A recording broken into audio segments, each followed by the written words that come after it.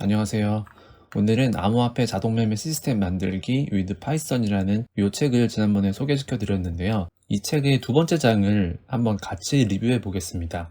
여기 보시면 목차를 보시면은 첫 번째 장은 여기 파이썬하고 암호화폐 트레이딩에 대해서 나와 있고, 이 장에서는 이제 파이썬의 개발 환경, 그리고 이제 파이썬 시작하는 방법, 그리고 뭐 테스트 주도 개발에 대해서 간단하게 설명이 되어 있는데, 여기 나온 내용들을 간단하게 리뷰하고 직접 개발 환경을 갖추고 한번 실행해 보겠습니다. 이 장에서 함께 살펴봤으면 좋겠다고 생각하는 내용들을 뽑아봤는데요. 여기 이제 GitHub 브랜치 개념하고 사용 없이 GitHub에서 다운로드 받는 방법, 파이썬 이제 환경 설정하는 부분, 그리고 이제 실행하는 부분, 그리고 코딩 컨벤션 얘기도 잠깐 나오더라고요. 이 부분에 대한 얘기를 좀 해드리고, 그리고 단위 테스트에 대해서도 한번 잠깐 살펴보겠습니다. 우선 이제 Git의 브랜치 개념을 먼저 소개시켜 드리려고 하는데, 사실 이 Git에 대한 내용은 책에서 따로 언급하고 있지 않는데요.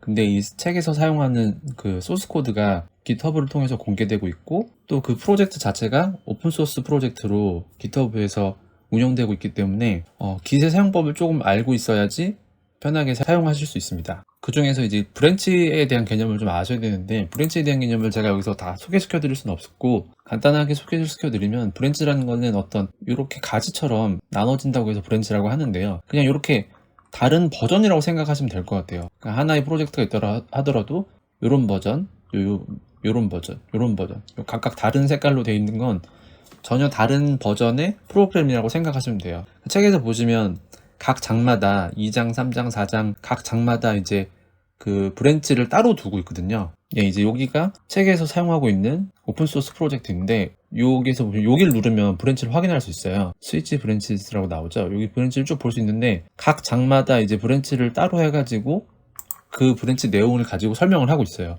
그러니까 2장에서 사용한 소스 코드, 3장에서 사용한 소스 코드를 따로따로 다른 버전으로 해서 이 GitHub에서 제공하고 있는 겁니다. 그래서 2장을 보실 때는 2장에 맞는 거, 2장에 맞는 브랜치를 사용하시면 됩니다. 보시면 2장은 헬로 파이썬이었던 것 같은데, 보면 여기 헬로 파이썬이라고 있어요.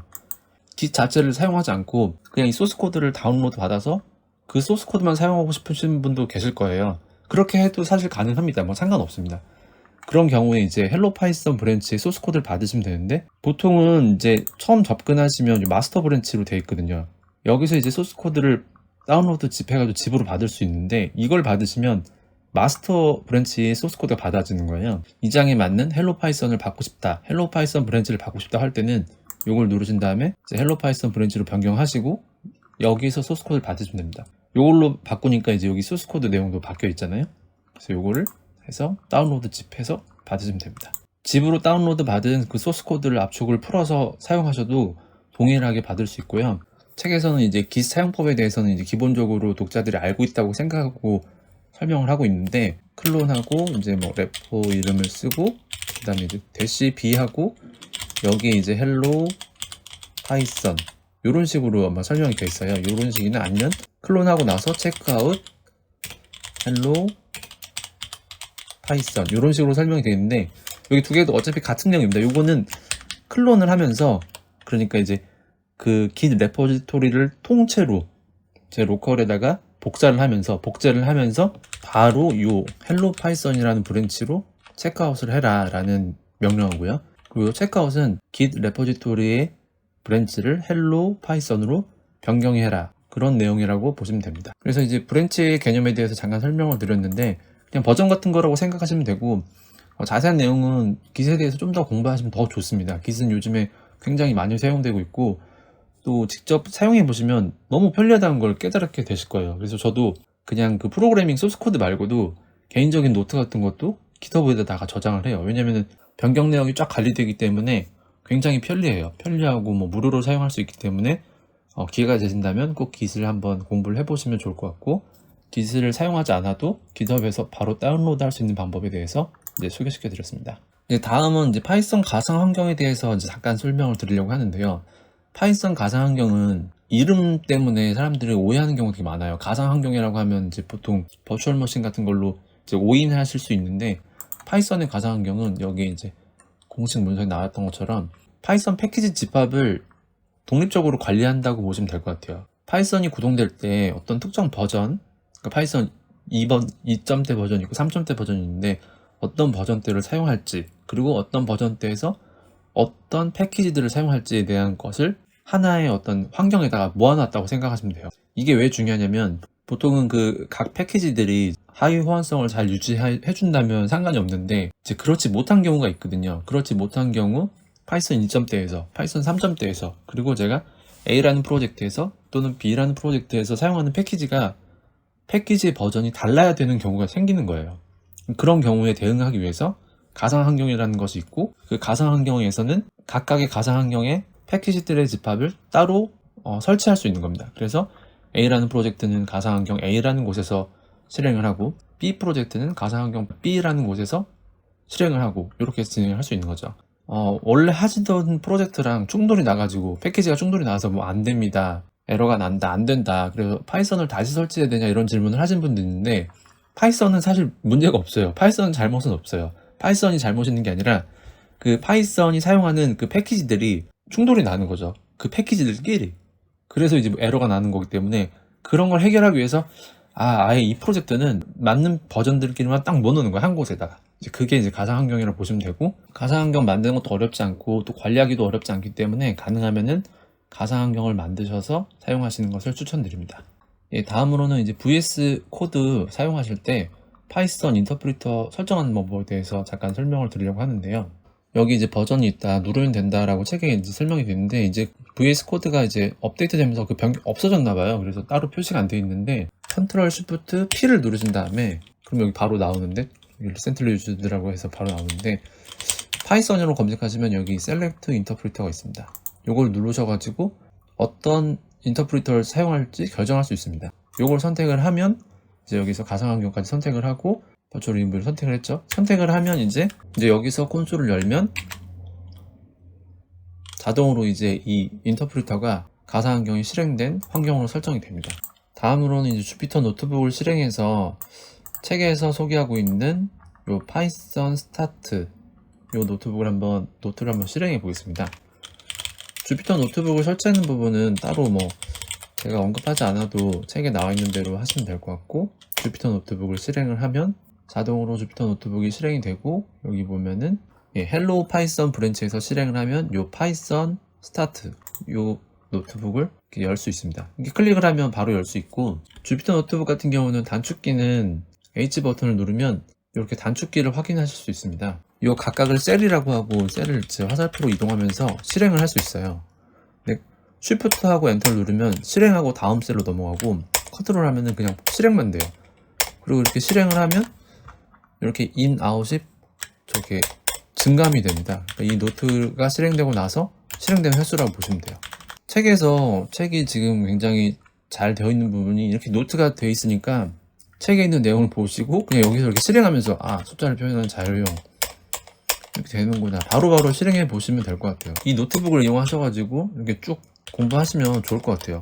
이렇게 해가지고 직접 해보시고 또 여기 있는 내용들을 좀 바꿔가면서 궁금하기도 하잖아요. 뭐 이렇게 1, 2, 3 이러면 어떻게 되나 7로 바뀌는구나 이렇게 직접 해보시면서 파이썬의 핵심 그 문법을 빠르게 익히고 넘어가면 좋을 것 같습니다.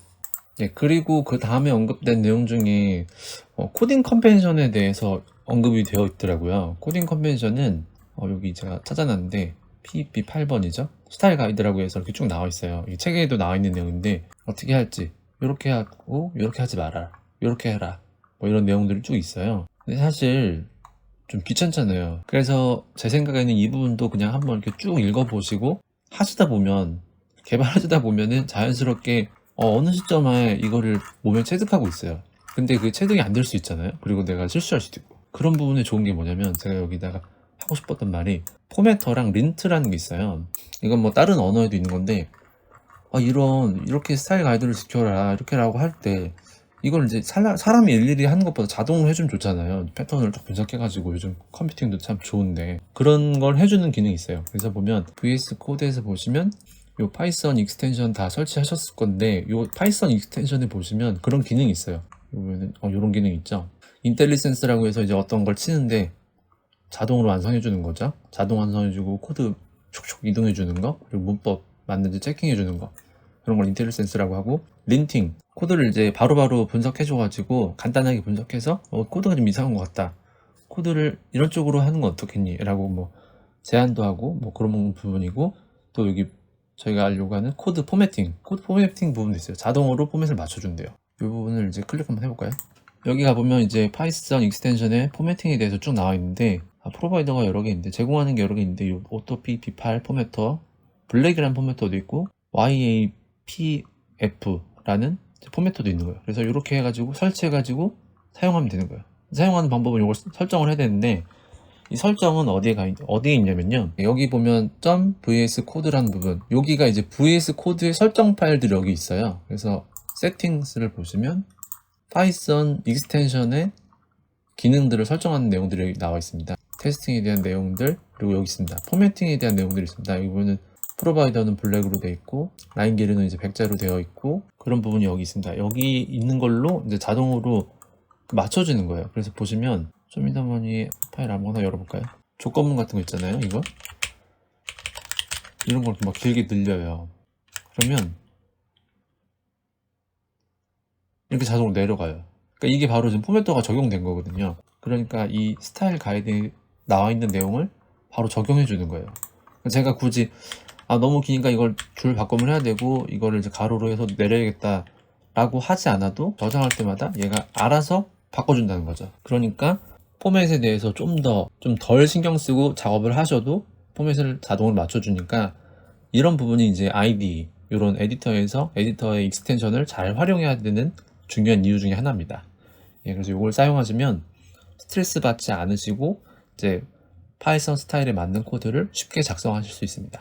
마지막으로 이제 단위 테스트에 대해서 잠깐 설명을 드리려고 하는데, 단위 테스트는 사실 뭐 제가 여기서 다 설명드리기에는 좀 너무 많은 내용인 것 같아요. 그래서 단위 테스트에 대해서는 따로 이제 뭐 공부를 해보시는 게 좋을 것 같고, 여기서는 단위 테스트를 한번 진행해 보는 걸 같이 해보겠습니다. 이 단위 테스트에 대해서는 이제 마스터 브랜치에서 한번 진행을 해보겠습니다. 마스터 브랜치에서 이 테스팅 이 버튼을 누른 다음에 이걸 검색을 하면 쭉 나와요.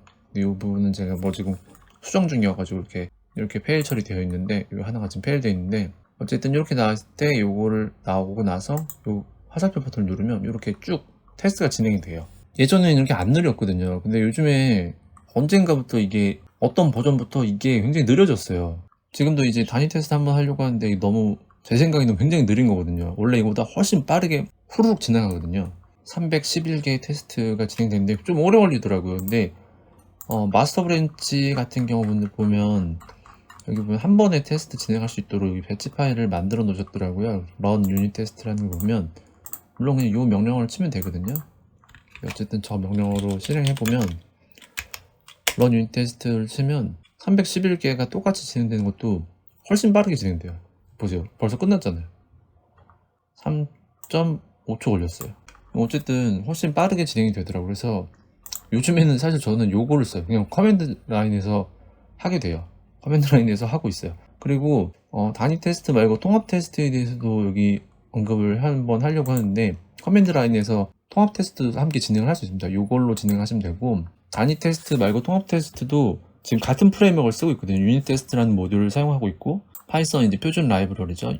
유닛 테스트라는 라이브러리를 사용해서 테스트를 진행하고 있습니다. 이 폴더에 있는 테스트들을, 테스트 케이스를 테스트를 진행하라, 이런 의미입니다. 한번 진행을 해보면 통합 테스트는 이걸로 하시면 돼요. 그 통합 테스트를 하면 통합 테스트 폴더에 있는 이 내용들의 테스트들이 쭉 진행이 됩니다. 이렇게 이제 단위 테스트랑 통합 테스트 진행하는 것까지 알아봤고요.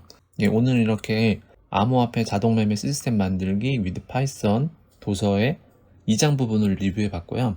3장이랑 4장, 5장, 6장도 앞으로 이렇게 차례대로 한번 간단하게 리뷰해 보겠습니다.